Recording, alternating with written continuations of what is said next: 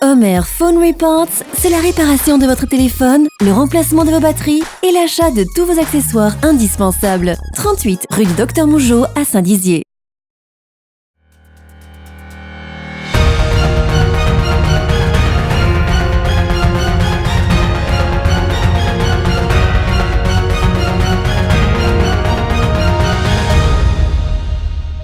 Bonsoir à tous, dimanche 9 juin, je suis ravie de vous retrouver pour une nouvelle édition du Journal Week-end.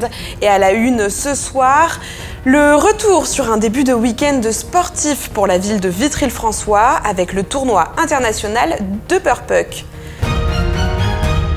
Les jardins ouvraient leurs portes et dévoilaient leurs secrets aux visiteurs ce week-end en Haute-Marne. Un reportage complet sur les festivités à retrouver dans ce journal. Le département et la communauté de communes de Joinville s'unissent pour faire briller le château du Grand Jardin de Joinville. Retour dans ce journal sur la signature de la convention de partenariat. Enfin, nous prendrons la route de Chancenay pour découvrir son marché artisanal qui se tient chaque premier vendredi du mois. Le Purpuck, c'est le plus gros tournoi français de roller hockey et il avait lieu ce week-end à Vitry-le-François, une compétition qui va au-delà des frontières puisque des nationalités telles que le Brésil étaient présentes. Un moment passé autour des valeurs sportives, de la convivialité et du partage avec une grande place donnée à la Ligue contre le cancer. Julien Carré et Nicolas Fontaine.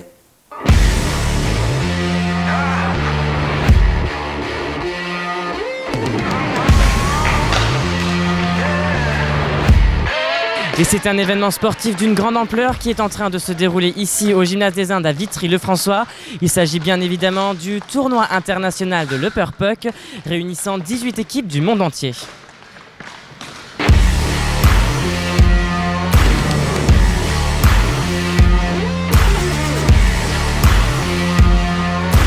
Alors le Purpuck, en fait, c'est un tournoi international de roller hockey que notre club, donc la Cider Tribu, a organisé depuis 12 ans maintenant. Donc on fait notre 12e édition et on accueille des joueurs de France et à l'international. Et ça se joue en fait sur deux catégories, donc la catégorie Open et la catégorie Platinum. Bien que ce sport s'apparente au hockey sur glace, il y a quand même quelques petites différences. Le terrain est plus petit, il n'y a pas de hors-jeu, les contacts sont interdits. 4 joueurs et un gardien sont sur le terrain, contrairement au hockey sur glace qui en comprend 5. Mais ce tournoi a également un côté caritatif avec une équipe engagée contre le cancer. Le but était de fédérer une équipe et de regrouper une équipe dans le but justement de parler de ça, de faire parler de ça et puis surtout financièrement de pouvoir aider à lutter contre le cancer, ça nous touche tous, directement ou indirectement. Et donc le projet est né de ça, d'un tournoi l'année dernière à Chaumont, de la part de Thomas Mater, qui du coup s'occupait de ça, sur le fait d'essayer de créer des animations pour financer. Et parmi les autres équipes présentes, les filles étaient mises à l'honneur durant ce tournoi. On avait une équipe féminine il y a longtemps sur Vitry et on a eu envie de refaire ça et puis pas de faire en championnat parce que le championnat féminin n'est pas forcément très adapté à nous. Donc on a décidé de rapatrier un petit peu toutes les filles de la région pour s'amuser dans ce tournoi. Voilà, essayer de promouvoir le sport féminin, de l'ouvrir un petit peu, surtout à la mixité parce que c'est un petit peu difficile encore maintenant pour une fille de s'intégrer dans un championnat masculin. Donc juste montrer qu'on a notre place aussi et puis de s'amuser. Et pendant ces 4 jours, le maître mot de cet événement n'est pas la compétition mais l'amusement. Ça se passe super bien comme tous les ans où je viens, etc. Là, ça fait plaisir de venir avec l'équipe de la Réunion, donc on se fait bien plaisir. Ouais. Oui, on est très content d'être présent ici là, pour la 5e année. Donc c'est toujours un bon moment. On se retrouve entre potes et on vient déconner. Après le hockey, c'est accessoire, mais on vient surtout passer du bon moment ici. Si tu prends pas de fun et que tu es là que pour marquer des buts et que tu es aussi sérieux qu'en championnat, c'est pas hyper intéressant. C'est le principe des tournois de fin de saison, quoi. On est là pour prendre un maximum de fun et de s'amuser.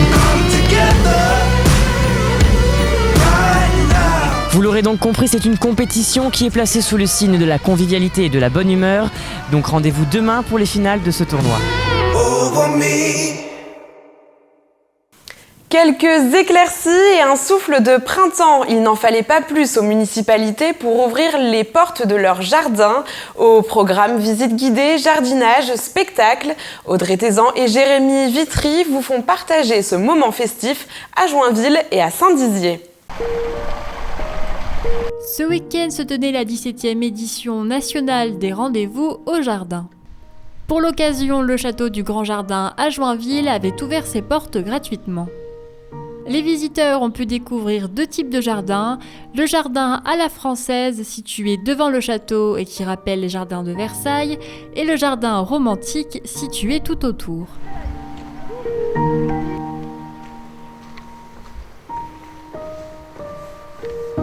300 à 400 personnes étaient attendues hier et 700 à 800 aujourd'hui dimanche. Les jardins du château des Ducs de Guise abritent un véritable trésor, une collection nationale de buis unique en France. 500 pieds de buis offrant 153 variétés différentes sont présentés au château. Les milliers de fleurs et d'arbres, dont 365 fruitiers, ont accueilli des ateliers pour les petits et les grands, mais également l'art de la marionnette.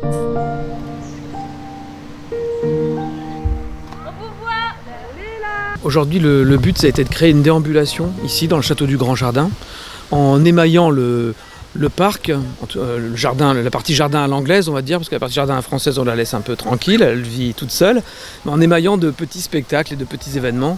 Donc ici, juste derrière vous, vous avez le spectacle Fausse-Troll, qui dure une vingtaine de minutes. Ce sont que des formes brèves, hein. Ce sont des formes qui sont faites pour que les gens déambulent et aillent de l'un à l'autre, enfin, fassent une promenade marionnettique, comme on avait mis un petit peu sur l'affiche. Juste derrière, par là-bas, vous avez des contes flottants, donc 3 cabanes flottantes, comme ça, suspendues au pommier du Grand Jardin, et dans lesquelles on peut écouter 3 contes qui ont été enregistrés, qui tournent en boucle dans les 3 tentes. Vous avez là-bas tout de disparaître, un spectacle qui a lieu dans une boîte dans la partie verger du jardin. Vous avez aussi une installation qui s'appelle Plus Morbide de la Drôlatique Industrie et qui est, elle, dans le château du Grand Jardin. Cette installation, elle prend toute la grande salle de bal ou de banquet. Je ne sais pas quelle était cette grande salle de réception qu'il y a dans le château. Et puis, il y a des ateliers qui sont dispensés ici par Léonore et Delphine, deux marionnettistes.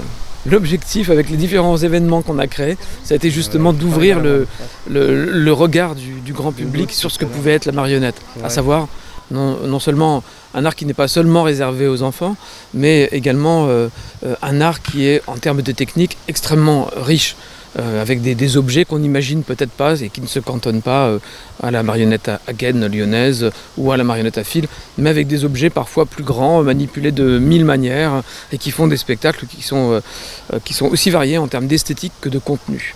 Vous pourrez continuer à déambuler à travers ces jardins remarquables tout l'été, puisque de nombreuses animations sont prévues au château du Grand Jardin.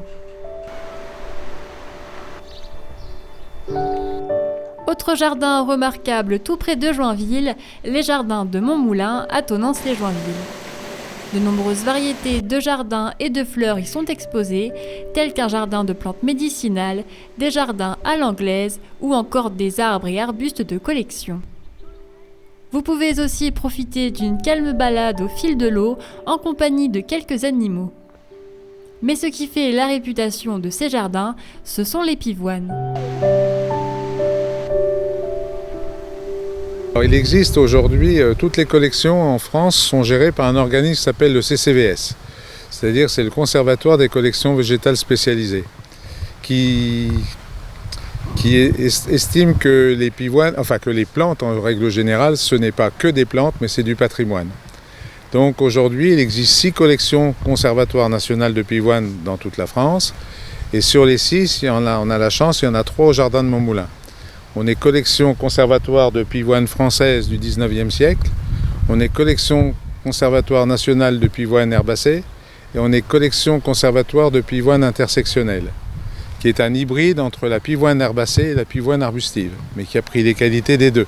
C'est-à-dire qu'elle a la rigidité, elle a la puissance, la force, elle pousse beaucoup plus vite que les autres, elles font beaucoup de fleurs secondaires, le feuillage reste beau toute la saison, et quand il y a un grand coup de pluie, elle ne dégringole pas par terre. Voilà, donc aujourd'hui on est les seuls à avoir cette collection en France de pivoines intersectionnelles, qu'on appelle plus couramment les pivoines Ito. Actuellement au jardin, on a entre 850 et 900 variétés de pivoines différentes. Je ne vous cache pas que c'est pour moi la plus jolie fleur qui existe. Donc les pivoines, l'avantage c'est que c'est des plantes faciles, robustes, qui repoussent tous les ans, toujours un peu plus belles. Et puis moi j'ai connu quand j'étais enfant les pivoines de ma grand-mère où on cueillait les pivoines en bouton et on les laissait s'ouvrir dans le vase et avec un parfum assez extraordinaire. Donc il y a peut-être des choses qui sont restées de cette époque-là, ce qui m'a donné cette passion pour ces pivoines. Les jardins de Montmoulin sont ouverts jusqu'en octobre, du jeudi au dimanche et les jours fériés, ainsi que sur rendez-vous. Une pépinière permet également aux visiteurs d'acheter de nombreuses variétés de pivoine, la fleur star de ces jardins. À Saint-Dizier aussi, les jardins étaient à l'honneur, notamment au square Winston Churchill, où la LPO, Ligue de protection des oiseaux de Champagne-Ardenne, était présente pour échanger avec le public sur les oiseaux de nos jardins. Le square Winston Churchill présente lui aussi de nombreuses variétés de fleurs et de plantes, et ce, en plein cœur du centre-ville.